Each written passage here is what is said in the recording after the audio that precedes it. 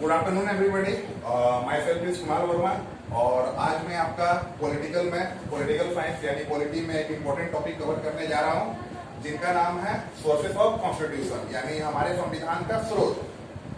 तो देखिए, हमारे संविधान का स्रोत जो है, सोर्सेस है, वो दो चीज से हमें पता चलता है। ठीक है, एक हो गया आपका इनर सोर्सेस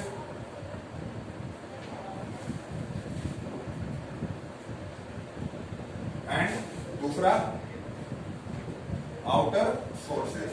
ठीक है, अब देखिए हमारे संविधान का जो सोर्सेस है, दो चीज से हमें पता चलता है कि कहां से हमारे संविधान का जो आज का करंट संविधान है वो बनाया गया है। उसका प्रारूप जो है, पहला इनर सोर्सेस हो गया, दूसरा आउटर सोर्सेस। इनर सोर्सेस में देखिए, याद रखिएगा, बहुत इंपॉर्टेंट चीज है,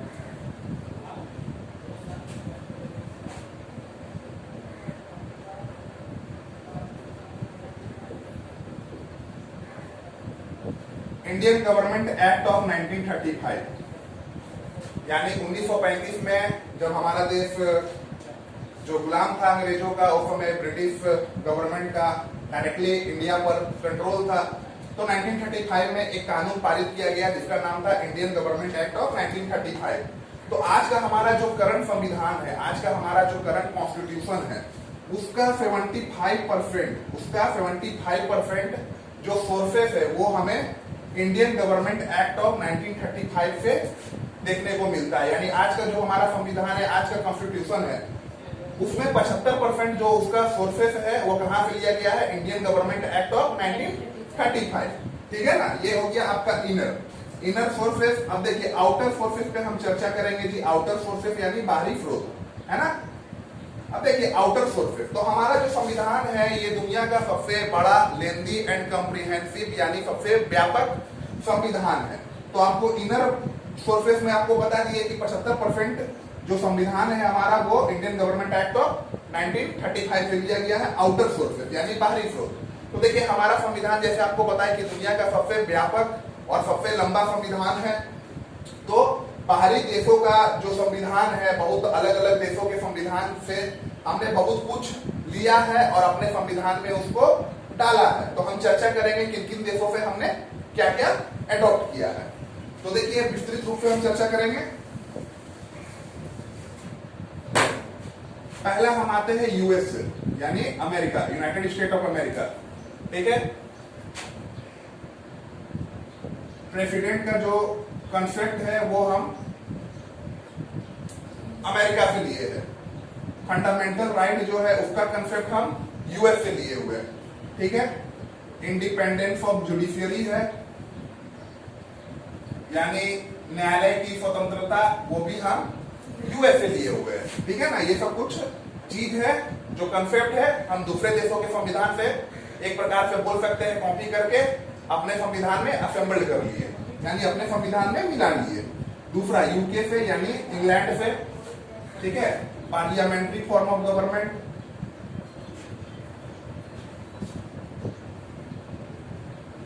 ठीक है, सिंगल सिटीजनशिप। ठीक है, पोस्ट ऑफ गवर्नर। ये सब हम यूके का जो संविधान है, इंग्लैंड का संविधान है, उससे हम लोग लिए हैं।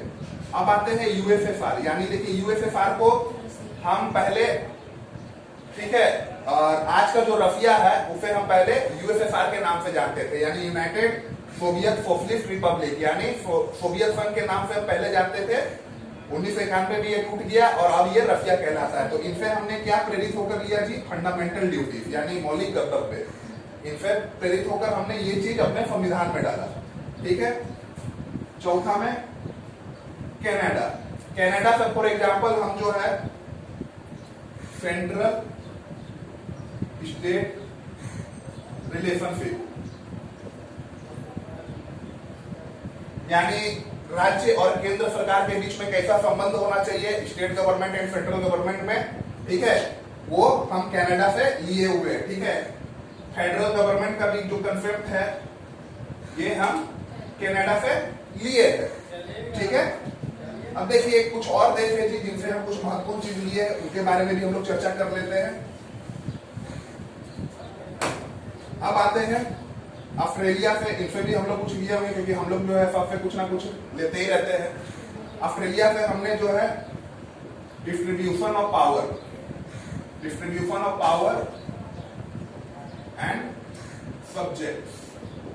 देखिए मतलब ऑस्ट्रेलिया से हमने क्या लिया है जी, केंद्र और राज्य सरकार के बीच में विषयों का बंटवारा और शक्तियों का बंटवारा। केंद्र सरकार किन विषयों पर अपना कानून बना सकता है और राज्य सरकार किन किन विषयों पर अपना कानून बना सकता है। ये जो कंसेप्ट है ये हम ऑस्ट्रेलिया के संविधान से लिए हैं। जैसे फॉर एग्जांपल केंद्र सरकार के पास एक्सक्लूसिवली राइट है, वो रेलवे हो गया, डिफेंस हो गया, ठीक है ना, आपका फिर एयरवेज हो गया, नेशनल हाईवे हो गया, ये सब सेंट्रल गवर्नमेंट का अधिकार पे आता है। सेंट्रल गवर्नमेंट ही इन विषयों पर कानून बना सकते हैं। अब स्टेट गवर्नमेंट के अंतर्गत क्या आ गया जी, फॉर एग्जांपल एजुकेशन, शिक्षा, स्टेट बोर्ड, हर एक स्टेट का स्टेट बोर्ड है ना, पुलिस हो गया, एग्रीकल्चर हो गया, हेल्थ फैसिलिटी हो गया, इन सब विषयों पर स्टेट गवर्नमेंट कानून बना सकता है। तो ये शक्तियों का जो बंटवारा है एवं विषयों का बंटवारा ये हमने ऑस्ट्रेलिया से लिया है। अब आते हैं साउथ अफ्रीका से। साउथ अफ्रीका से हमने अमेंडमेंट प्रोसेस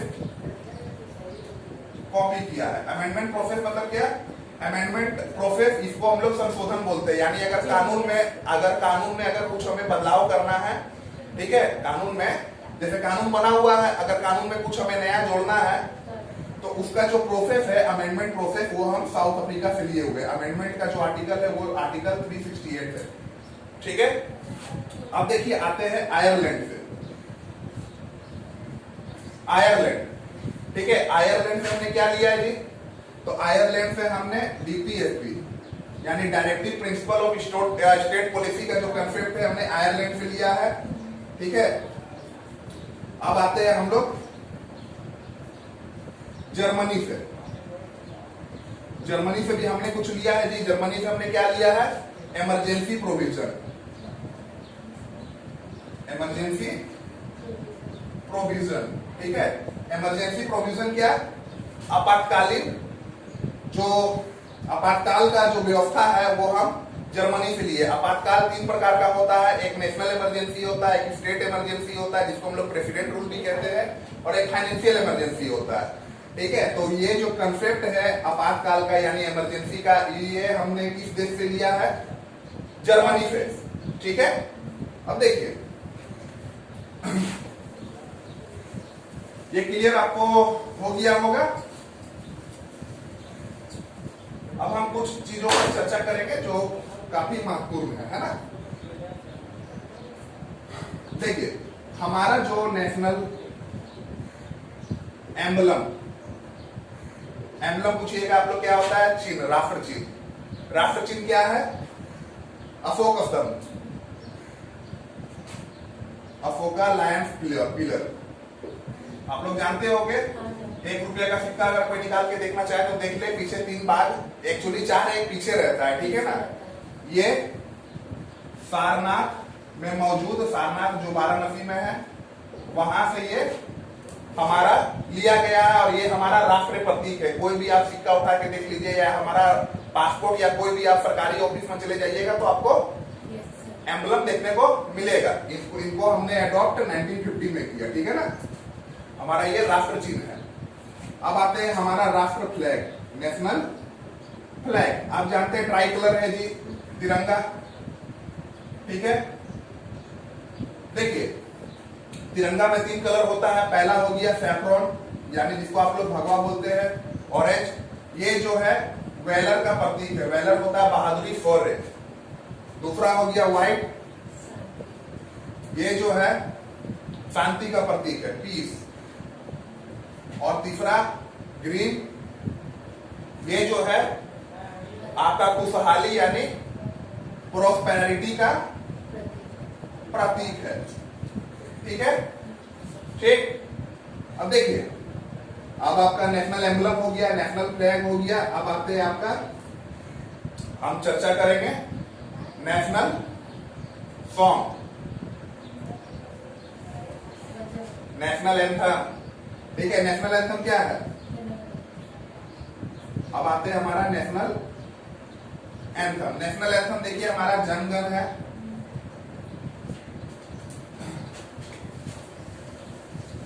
नेशनल एंथम देखिएगा, ध्यान दीजिएगा। नेशनल एंथम जो है हमारा जन गण मन है, कंपोज्ड बाय रविंद्र नाथ टैगोर। उनका एक कंपोजिशन है तत्वबोधिनी, वहां से ये लिया गया था। उनका एक कंपोजिशन है तत्वबोधिनी, वहां से ये लिया गया था। ठीक है, सर्वप्रथम रविंद्रनाथ टैगोर ने ये 1911 में, ठीक है, इनको गाया था। सर्वप्रथम 1911 में इनको गाया था। और जनरली देखो ये नेशनल एंथम जो कंपोज किया गया था तत्वबोधिनी, मतलब जो रविंद्रनाथ टैगोर का एक कंपोजिशन है, एक संरचना है, उनसे लिया गया था। और ये 1911 में सर्वप्रथम गाया गया। ठीक है, जब इंग्लैंड के जो राजकुमार थे जॉर्ज पंचम जब भारत आए थे, तो उनका स्वागत के रूप में ये कंपोजिशन यानी जना गण मन रविंद्रनाथ टैगोर द्वारा कंपोज किया गया था। ठीक है, अब देखिए सर्वप्रथम याद रखिएगा कांग्रेस कॉन्फ्रेंस में, यानी कांग्रेस का जो मीटिंग है सर्वप्रथम इस्तेमाल 9/1911 में हुआ था कलकत्ता अधिवेशन में। सर्वप्रथम जो है कांग्रेस द्वारा जना गण मन को गाया गया था कब?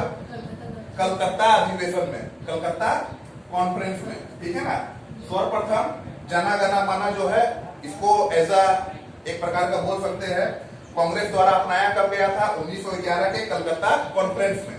ठीक है, और इसको गाने में एग्जैक्ट 52 सेकेंड का समय लगता है। कितना का लगता है जी? 52 सेकेंड का। ठीक है, क्लियर हुआ?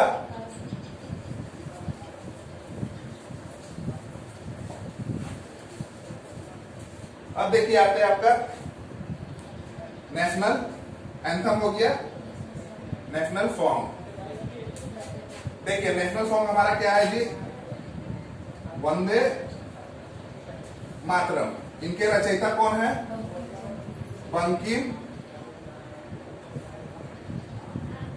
चंद्र चटर्जी या चट्टोपाध्याय आप बोल सकते हैं। ठीक है ना, बंकिम चंद्र चटर्जी। 1896 में इनका कंपोजिशन हुआ था। और ये जो वंदे मातरम है, ठीक है, ये कहां से लिया गया था? एक इनका नोबल है आनंद मठ, ठीक है, जो कि बंगाल में नील विद्रोह के दौरान लिखा गया था। कब लिखा गया था? बंगाल में नील विद्रोह एक आंदोलन था, ठीक है, इंडिगो रिवोल्ट। उस समय बंकिम चंद्र चट्टोपाध्याय ने एक नोवेल लिखा, उन्होंने अपना साहित्य लिखा आनंद मठ। उसी में जना गण मन हमें देखने को मिलता है। ठीक है, और इसका जो सिंगिंग समय है वो 65 सेकेंड है, यानी 1 मिनट 5 सेकेंड। ठीक है, अब आते हैं देखिए हमारा कैलेंडर। अब आते हैं हमारा कैलेंडर। तो देखिए भारत सरकार जो है, ठीक है ना, भारत सरकार जो है 2 कैलेंडर को ऑफिशियली रिकॉग्नाइज किया है। एक गॉर्गियन, जिसको आप लोग इंग्लिश कैलेंडर बोलते हैं, और दूसरा विक्रम संवत, जिसको हम लोग हिंदी महीना के अनुसार, जैसे चैत्र होता है ना, चैत्र बैसाख, एक हो गया विक्रम संवत और दूसरा हो गया ग्रेगोरियन। ठीक है, ये 2 कैलेंडर को ऑफिशियली भारत सरकार ने रिकॉग्नाइज किया है। ठीक है, क्लियर हुआ? क्लियर हुआ सबको? अब देखिए, अब जो चीज हम पढ़ा रहे हैं वो काफी तकनीकली, मतलब बोल सकते हैं तकनीकी रूप से, यानी टेक्नोलॉजिकली रूप से काफी एक प्रकार से कॉम्प्लिकेटेड भी बोल सकते हैं और काफी महत्वपूर्ण भी है। तो कृपया ध्यान दीजिएगा। शेड्यूल ऑफ आवर कॉन्स्टिट्यूशन, यानी संविधान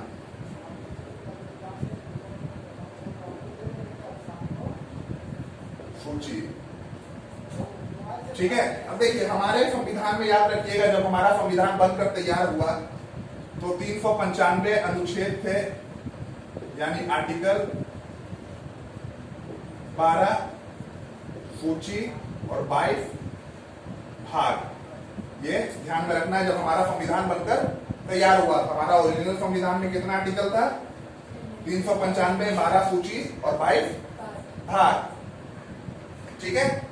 अब हम 12 सूची पे चर्चा करेंगे क्योंकि ये काफी महत्वपूर्ण है। ठीक है, महत्वपूर्ण तो सब है किंतु अभी हम सूची पे चर्चा करेंगे। ठीक है, देखिए जो पहला सूची है, ठीक है ना, वो भारत और भारत का स्टेट एंड यूनियन टेरिटरी के बारे में चर्चा करता है, यानी भारत के कितने राज्य और कितने यूनियन टेरिटरी है उसके बारे में। दूसरा जो है, दूसरा भारत के राष्ट्रपति, प्रेसिडेंट, ठीक है ना, गवर्नर जितना भी स्टेट है, हाई कोर्ट के एंड सुप्रीम कोर्ट के जजेस, ठीक है, उनका controller and general of India, controller general of India,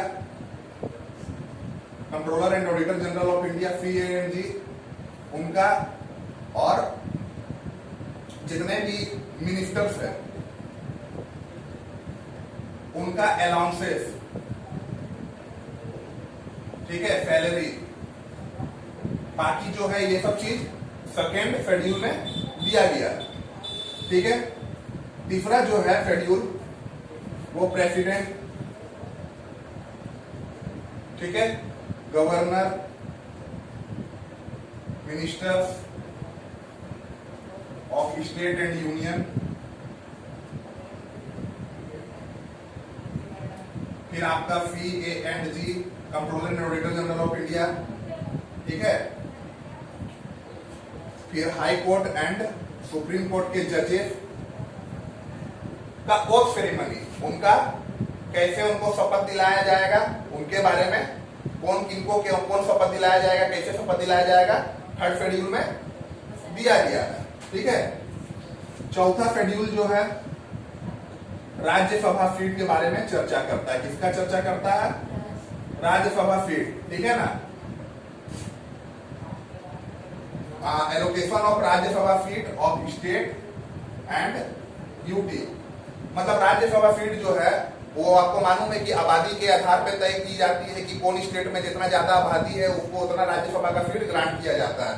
तो चौथा जो शेड्यूल है वो बात करता है राज्यसभा सीट कितना स्टेट एवं यूनियन टेरिटरी को बांटा जाएगा। ठीक है ना, क्लियर हुआ जी इतना दूर तक?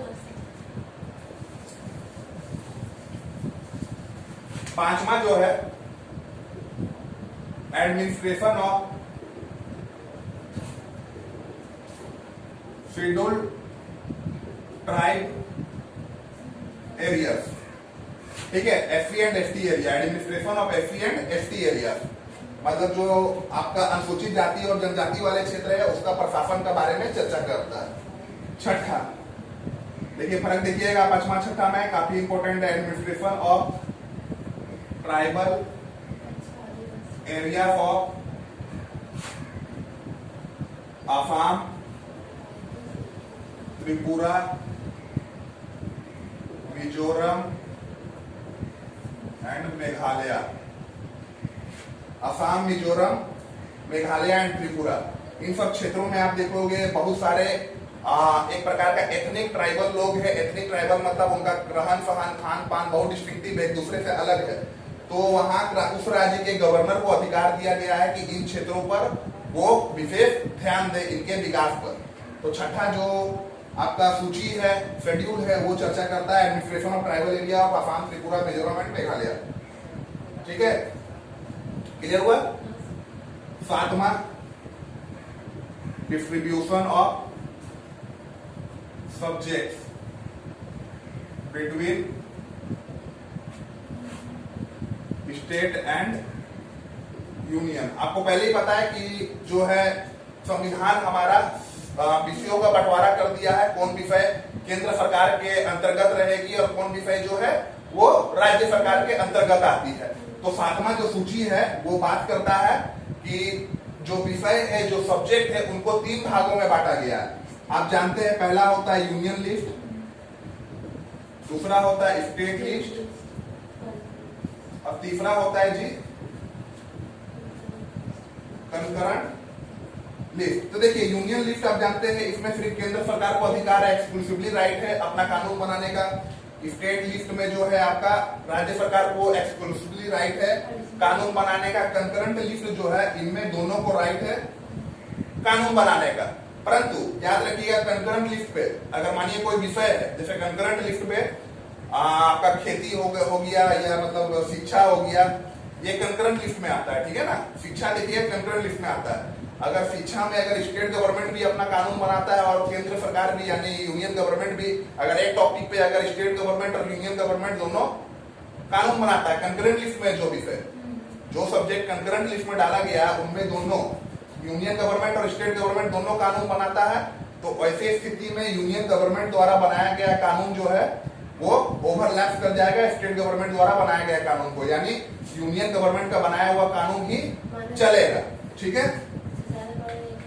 यानी इसका अर्थ हुआ कि यूनियन गवर्नमेंट के पास आप बोल सकते हैं एक प्रकार का रेसिड्यूरी पावर है, विशेषाधिकार पावर। 7वां आपको बता दिए डिस्ट्रीब्यूशन ऑफ पावर हो गया, है ना।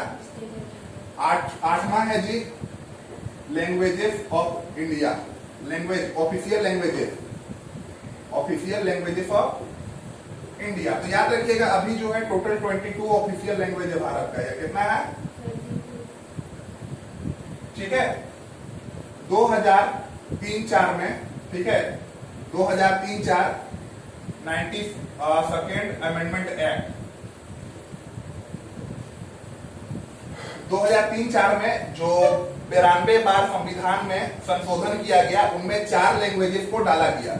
याद रखिएगा 2003-4 में 92वां संवैधानिक संशोधन किया गया यानी 92nd कॉन्स्टिट्यूशनल अमेंडमेंट एक्ट डाला गया, 92nd अमेंडमेंट एक्ट किया गया, कॉन्स्टिट्यूशनल अमेंडमेंट एक्ट किया गया, उनमें 4 लैंग्वेजेस को डाला गया, ठीक है। ऐसे ऑफिशियल 22 है, ओवरऑल भारत में कितने ऑफिशियल लैंग्वेज है 22, परंतु 2004 में 92 अमेंडमेंट कॉन्स्टिट्यूशनल अमेंडमेंट के थ्रू 4 लैंग्वेजेस को इंक्लूड किया गया है, वो थे डोगरी, मैथिली, संथाली एंड बोडो।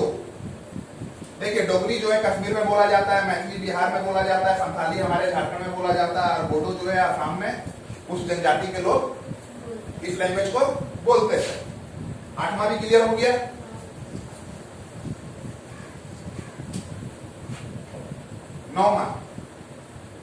9वां देखिए 1951 में, ठीक है ना, ये जो जमींदारी जो प्रथा था उसका उन्मूलन किया गया, मतलब abolition of zamindari system. Last class में आप लोगों को पढ़ाए थे कि किस प्रकार भारत सरकार ने जमींदारी प्रथा को खत्म करने का कार्य किया।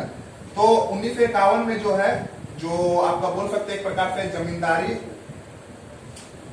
एबोलिशन किया गया सरकार के द्वारा, ठीक है ना, वो आपका 9th शेड्यूल में डाल दिया गया। 9th शेड्यूल में इसलिए डाला गया कि इसको जो है आगे चलकर कोर्ट द्वारा चैलेंज नहीं किया जा सकता है, कोर्ट द्वारा चैलेंज नहीं किया जा सकता है, क्योंकि देखिए पहले मतलब जमींदारी एबोलिशन किया गया सरकार का, तो हो सकता था बहुत सारे जमींदार कोर्ट में जा सकते थे कि सरकार जो है गलत कर रहा है, अपना तर्क दे सकते, तो इनको जो है 9th शेड्यूल में डाल दिया गया। और 9th शेड्यूल में डालने के बाद जो है ये माना गया कि ये जो है किसी भी एक प्रकार से चैलेंजेबल नहीं है, क्योंकि ये संविधान का 9th शेड्यूल में डाल दिया गया। कब? 1951 में। परंतु 2007 में ये भी बता देते हैं, कोई किताब में आपको नहीं मिलेगा जनरली, 2007 में सुप्रीम कोर्ट बोला है कि नाउ इट इज, अपने एक रिव्यू में, कि now this subject is challengeable to the court, कि कोर्ट में अभी सब्जेक्ट पर चर्चा हो सकती है। 10वां एंटी डिफेक्शन लॉ, इसको हम लोग हिंदी में बोलते हैं दल बदल कानून। ये 1985 में आया था। जी कब आया था? 1985 में, ठीक है, राजीव गांधी के समय आया था। ये 10th आपका शेड्यूल में डाला गया। इसके अंतर्गत क्या कि मानिए अगर कोई पार्टी का कोई नेता, फॉर एग्जाम्पल मान लीजिए कि कोई बीजेपी से चुन के अगर चुनाव जीता, जीता किस पे, लड़ा किस पे, बीजेपी का टिकट पे, परंतु चुनाव जीतने के बाद वो कांग्रेस में जा मिलता है। तो ऐसी स्थिति में क्या है, उसकी सदस्यता को रद्द कर दी जाएगी। उसका जो एक प्रकार से मेंबरशिप है, जो इलेक्शन जीता उसका मेंबरशिप को ही कैंसिल कर दिया जाएगा। उसको एकदम मतलब एक प्रकार का उसका जो इलेक्शन का जो जीता है वो उसको एकदम नल एंड वाइड घोषित कर दिया जाएगा, मतलब उसका सदस्यता को रद्द कर दिया गया। ठीक है, आप चुनाव से पहले आप कोलिशन कर सकते हैं, गठबंधन कर सकते हैं, किंतु चुनाव जीतने के बाद जो है आप अगर किसी पार्टी से आप जीते हैं और फिर बाद में अगर आप दूसरा पार्टी में जाकर मिल जाते हैं तो ये गैर मान्यता घोषित की जाएगी। ठीक है, 11वां पंचायती राज इंस्टीट्यूशन PRI। देखिए पंचायती राज जो इंस्टीट्यूशन है 73rd कॉन्स्टिट्यूशनल अमेंडमेंट के थ्रू संविधान में डाला गया। पंचायती राज जो है आज के डेट में आप देखिएगा देश में 3 प्रकार का गवर्नमेंट काम करता है। यूनियन गवर्नमेंट जिसको हम लोग केंद्र सरकार बोलते हैं, दूसरा हो गया स्टेट गवर्नमेंट जिसको हम लोग राज्य सरकार बोलते हैं, तीसरा लोकल गवर्नमेंट जिसको हम लोग पंचायती राज इंस्टीट्यूशन के भी नाम से यानी स्थानीय प्रशासन। अब देखिए लोकल गवर्नमेंट में भी 3 भाग होता है। सबसे लोअर लेवल में होता है ग्राम पंचायत, फिर सेकेंड में आता है आपका ब्लॉक लेवल का जिसको हम लोग ब्लॉक समिति बोलते हैं, और इसका ऊपर भाग हो गया जिला परिषद यानी जो जिला के लेवल पे होता है। ठीक है, तो देखिएगा पंचायती राज इंस्टीट्यूशन जो पंचायती व्यवस्था है उसको कानून मान्यता, संवैधानिक मान्यता कब मिली, 1993 में। ठीक है ना, उस समय PV नरसिम्हा राव का सरकार था, भारत के प्रधानमंत्री PV नरसिम्हा राव जी थे। इसको मतलब संविधान में कौन अमेंडमेंट के थ्रू डाला गया, 73rd। अब देखिए 12वां जो है वो है म्युनिसिपल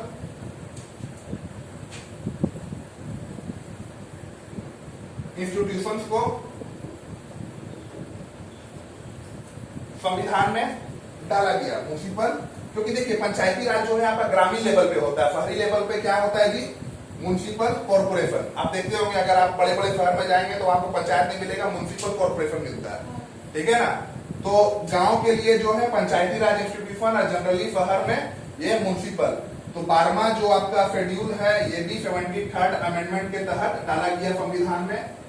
ठीक है, और इसमें जो है 1993 को, और इसमें जो है म्युनिसिपल इंस्टीट्यूशंस को सरकारी मान्यता मिली as a local government. As a local government शहर में जाओगे तो आपको म्युनिसिपल कॉर्पोरेशन आपको देखने को मिलता है जो शहर का साफ सफाई, बिजली, पानी व्यवस्था करता है शहर में। जैसे आपका गांव में देखते होंगे वार्ड कमिश्नर जनरली होते हैं गांव में मोहल्ले के लिए, उसके बाद फिर पंचायत लेवल, फिर आपका ब्लॉक लेवल, फिर जो है आपका जिला। उसी प्रकार शहर में भी म्युनिसिपल जो वहां का लोकल गवर्नमेंट है वो म्युनिसिपल कॉर्पोरेशन के अंतर्गत आता है। इनको भी मान्यता जो है 73rd अमेंडमेंट 1993 को प्राप्त हुई, इनके द्वारा जो है इनको संवैधानिक दर्जा प्राप्त हुआ। ठीक है, क्लियर हुआ? चलिए